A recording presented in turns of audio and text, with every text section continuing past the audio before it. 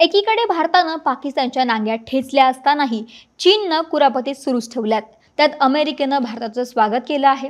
एकीकडे भारत पाकिस्तानात तणावाची स्थिती असताना चीन त्यांच्या सीमेला लागून असलेल्या भारतीय राज्यांमध्ये काही ना काही कारवाया करताना दिसतोय। आता सुद्धा चीननं अरुणाचल प्रदेशातील काही ठिकाणांची नावं बदलण्याची घोषणा केली, ज्याला भारतानं विरोध केलाय आणि चीनच्या या कुरापती हास्यास्पद असल्याचंही खिल्ली उडवली आहे। खरं तर नावं बदलण्याचा चीनचा हा काही पहिलाच प्रयत्न नाहीये। याआधीही चीननं अरुणाचल प्रदेशचा भाग तिबेटचा सांगून तिथल्या 30 ठिकाणांची नावं बदलण्याची घोषणा केली होती।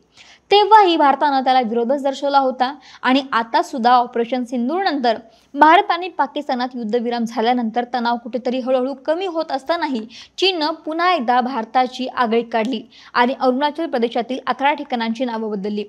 अरुणाचल प्रदेश हा तिबेटचा दक्षिण भाग असल्याचा दावा चीनकडून वारंवार केला जात आहे। त्यावर परराष्ट्र मंत्रालयानं चीनचा हा दावा खरमरी शब्दात फेटाळून लावला। परराष्ट्र मंत्रालयातर्फे निवेदन जारी करून नावं बदलण्याचा चीनी प्रयत्न हास्यास्पद ठरवला। निवेदनामध्ये परराष्ट्र खात्यानं असं म्हटलं की आम्हाला असं आढळून आलं आहे की चीननं भारतातील अरुणाचल प्रदेशातील ठिकाणांची नावं बदलण्याचे निरर्थक आणि हास्यास्पद प्रयत्न सुरू ठेवले आहेत। आमच्या तत्वनिष्ठ भूमिकेशी सुसंगत राहून आम्ही अशा प्रयत्नांना स्पष्टपणे नकार देतो।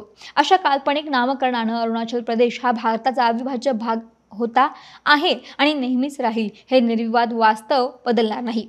अरुणाचल प्रदेश हा आपलाच भूभागाचा भाग असल्याचा दावा करणाऱ्या चीननं अनेकदा ईशान्य राज्यांतील अनेक ठिकाणांची नावं बदलून नकाशे प्रसिद्ध केले।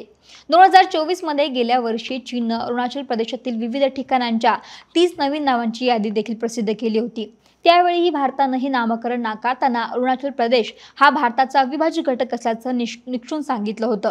त्यामुळे भारत आणि पाकिस्तानातील नुकत्याच झालेल्या संघर्ष काळातही चीननं पाकिस्तानची बाजू घेतली होती। तरी आता भारताविरुद्धच्या या कुरापतींना भारत सरकारनं हास्यास्पद म्हणून जरी हिणवलं असलं तरी यावरती पुढची काय भूमिका घेतं हे पाहणं महत्त्वाचं ठरेल। तरी या संपूर्ण प्रकरणाविषयी तुमचं मत काय, आम्हाला कमेंट करून जरूर कळवा।